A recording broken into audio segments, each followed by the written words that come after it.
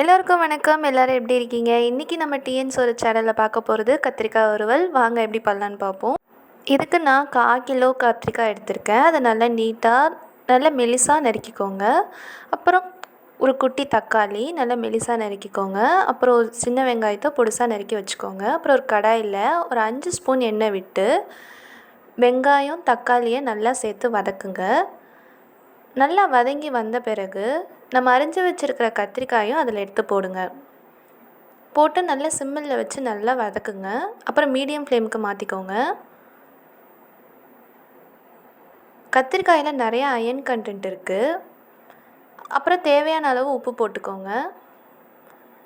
1 teaspoon மல்லித்தூள், 1 teaspoon மிளகாத்தூள், 1/4 teaspoon மஞ்சத்தூள் சேர்த்து, ஒரு கைப்பிடி கருவேப்பிலை சேர்த்து கொஞ்சமாக தண்ணி விட்டு நல்லா கலக்கிக்கோங்க.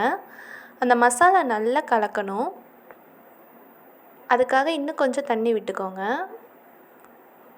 தேவைப்பட்டால் 1 டீஸ்பூன் நீங்கள் எண்ணெய் விட்டுக்கலாம். அப்புறம் 1 டீஸ்பூன் பெருஞ்சீரகத்தூள் போட்டுக்கோங்க. கத்திரிக்காய் நல்லா ஃப்ளேவராக வந்துருச்சு. நல்லா கிறிஸ்பாகவும் ஆயிடுச்சு. நீங்கள் அடுப்பை சிம்மிலே வச்சு பிரட்டிகிட்டே இருந்தீங்கன்னா நல்லா கிறிஸ்பாக வந்துடும். கத்திரிக்காய் நல்லா ரெடி ஆகிடுச்சு. இதை நீங்கள் ரசம் மோரோடு சேர்த்து சாப்பிடும்போது சூப்பராக இருக்கும். இந்த வீடியோ உங்களுக்கு பிடிச்சிருக்கும். Like, share, comment and do subscribe. Bye. நன்றி.